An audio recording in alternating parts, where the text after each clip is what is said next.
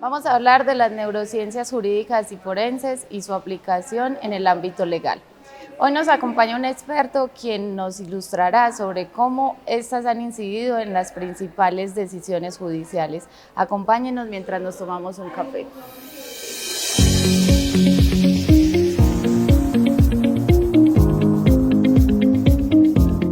Nos acompaña el profesor Alexander Ríos, quien es doctor en psicobiología y neurociencias. Profesor, cuéntenos de qué se tratan las neurociencias jurídicas y forenses. Vale, gracias por la invitación. Es un placer estar aquí. Con relación a las neurociencias jurídicas y forenses, se trata de un campo interdisciplinario que nos ayuda a comprender o aplicar el conocimiento que nosotros tenemos desde las neurociencias en cuestiones que son relevantes para los procesos judiciales o para la ley.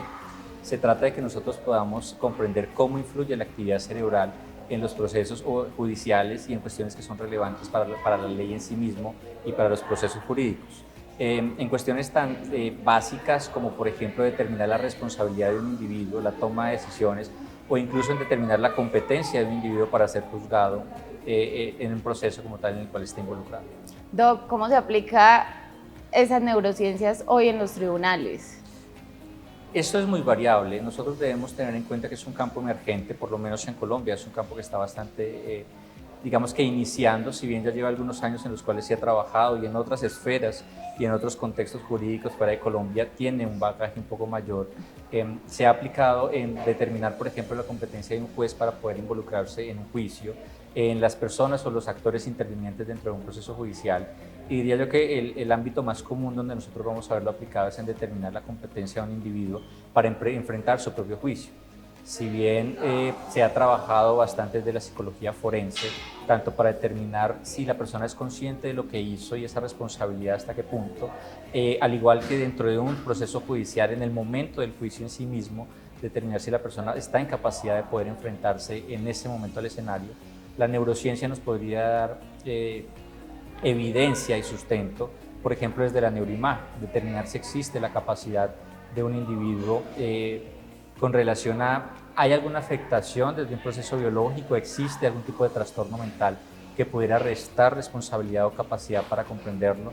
O incluso la capacidad cognitiva, que pudiera verse comprometida, lo que afectaría al individuo en sus habilidades y capacidades para comprender lo que es el proceso judicial y el desarrollo como tal de ese curso que llevaría a nivel legal. ¿Y estas tecnologías son aceptadas hoy dentro de los procesos judiciales o existe alguna controversia?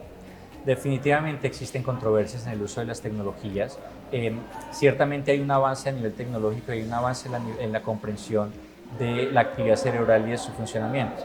Aquí lo que viene es cómo nosotros cada vez más estamos implementando la tecnología y la ciencia a nivel de los procesos judiciales y cómo los actores dentro del proceso terminan aceptando que la ciencia, desde los elementos tecnológicos que tiene, puedan presentarse como evidencia y puedan ayudar a soportar una investigación judicial, por ejemplo, y cómo puedan ayudar a profundizar en conocer esas características comportamentales de un individuo, ya sea la víctima o el victimario.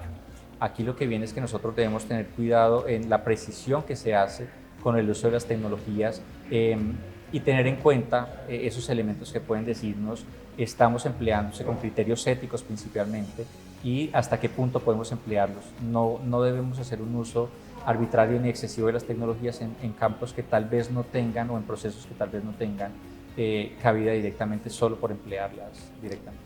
Profe, usted nos habla de ética, entonces, ¿cómo aplican estos criterios éticos en ese campo en concreto? Vale, ese es un desafío constante y bastante arduo. Aquí es necesario que nosotros podamos crear o que se creen alguna serie de directrices desde los neurocientíficos, juristas y éticos que puedan establecer unas directrices en cómo, cuándo y dónde pueden aplicarse estas tecnologías, hasta qué punto esas tecnologías pueden ser consideradas una evidencia o no, dependiendo obviamente de esos procesos éticos y de los procedimientos que se hayan seguido acordes tanto al manejo de las tecnologías como a los procedimientos propios del proceso judicial. Es importante considerar que ese tipo de procedimientos o de trabajos deben ir ligados con las directrices éticas que se establezcan para proteger los derechos de los individuos, independientemente de que sean víctimas o victimarios, pero también que podamos hacer un aprovechamiento sustancial de esas tecnologías en la comprensión del cerebro y en los aportes que pueda hacer para poder entender el funcionamiento de las personas directamente, cómo influye ese funcionamiento, sea normal o anormal, en su conducta. ¿Existe algún caso donde se haya aplicado la neurociencia y que se haya decidido con base en la neurociencia? Sí, existen diversos campos, pero digamos que como ejemplo, un caso en concreto en el cual a un individuo se le estaba acusando o se le estaba atribuyendo conductas violentas directamente, comportamientos agresivos. La neurociencia ha hecho mano, digamos que dentro de ese proceso, para llevar a la neuroimagen y poder observar a través de esta que existía un tumor en regiones cerebrales relacionadas con el control de impulsos.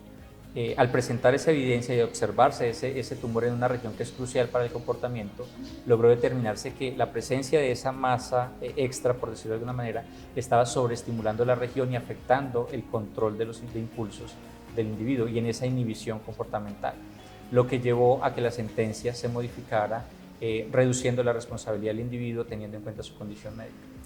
Desde el caso que usted nos ilustra, profesor, pues uno logra evidenciar que está como más acoplado al derecho penal. Uno podría decir que las neurociencias también tienen incidencia en las demás ramas del derecho o únicamente es para el derecho penal. No, ciertamente tenemos que considerar su nombre en sí mismo, neurociencias.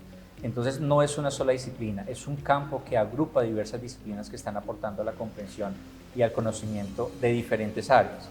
Nosotros podemos irnos, por ejemplo, a las cuestiones empresariales, como en el ámbito de los trabajadores podemos tener personas que tienen cuadros bipolares, cuadros de esquizofrenia, trastornos depresivos, trastornos de ansiedad, que no los están imposibilitando de desarrollar una actividad laboral sin ningún problema. Pero si nosotros logramos comprender cómo esas condiciones funcionan cerebralmente, cuál es su impacto químico, cómo los psicofármacos interactúan para modificar o no ese tipo de comportamientos a nivel empresarial, otro tipo de ámbitos dentro del derecho en sí mismo nos ayudarían a poder hacer adaptaciones tanto para abordar a las personas, facilitar su trabajo, porque no los impide directamente trabajar. Si nosotros nos vamos, por ejemplo, a casos de familia en una comisaría, las neurociencias nos ayudarían a poder comprender desde la actividad ejecutiva a nivel cerebral en los lóbulos frontales, nos ayudaría a poder comprender la idoneidad de una persona para hacerse responsable, por ejemplo, de un menor de edad. ¿Vale? Esa capacidad para poder planear, ejecutar, tener algún tipo de conducta que se le esté atribuyendo o no. Podemos extrapolarla a casos de violencia doméstica, por ejemplo, donde haya una menor inhibición, una mayor propensión a comportamientos que puedan ser agresivos. Ojo, aquí no solamente estamos hablando del victimario, también podemos desde las neurociencias hacer una valoración hacia las víctimas, de forma tal incluso que tenemos casos donde hay mayor propensión de ciertos individuos a ser víctimas por su propio funcionamiento de actividad cerebral. Con este panorama, profe, uno puede decir que a futuro las neurociencias y la ley van a estar más relacionadas o por el contrario, se van a separar. Absolutamente, a medida que la tecnología y que la comprensión del funcionamiento cerebral van avanzando, nosotros vamos a tener una mayor integración de lo que es el conocimiento científico sobre los procesos judiciales. Aquí el reto es que justamente el sistema judicial permita el acceso a ese tipo de conocimientos científicos de forma tal que les amplíe y les abra un poco más el abanico de comprensión de los hechos, de los sucesos, del por qué las cosas suceden como suceden, pero no tanto, sí, claramente desde la evidencia física que se encuentra, pero también de comprender por qué el individuo actuó como actuó, qué pasó en su cerebro que lo llevara a actuar de esa manera. Y si nosotros logramos integrar ese tipo de conocimientos, si logramos que sea aceptado, pues vamos a tener una mayor objetividad. Uno de los objetivos principales de la neurociencia jurídica y forense es que podamos aportar evidencia que ayude a los intervinientes en un proceso jurídico, a los jueces, a los investigadores, en la toma de decisiones, pero la toma de decisiones informada, ¿vale? Toma de decisiones con evidencia sustentable. Es un campo bastante prometedor que ciertamente tiene un futuro bastante, entre comillas, diría yo, garantizado. Profe, finalmente, ¿usted qué consejo le daría a quienes quieran ahondar más en el tema de las neurociencias jurídicas y forenses? Vale, este es un campo bastante, como les decía, prometedor, es un campo bastante amplio que está siendo emergente y está siendo emergente donde Colombia particularmente es pionero en esta área. Ciertamente hay una actividad amplia en la cual tanto estudiantes como profesionales que se vinculen a esta área tienen la posibilidad de potencializar no solamente su conocimiento, sino de realizar aportes significativos que serían o que darían un bien o un beneficio para el cómo se está aplicando la ley y la justicia actualmente. Es importante que tengamos en cuenta que debe haber una formación sólida en neurociencias, una formación sólida en derecho, pero también que tengamos una perspectiva crítica y éticamente consciente, ¿vale?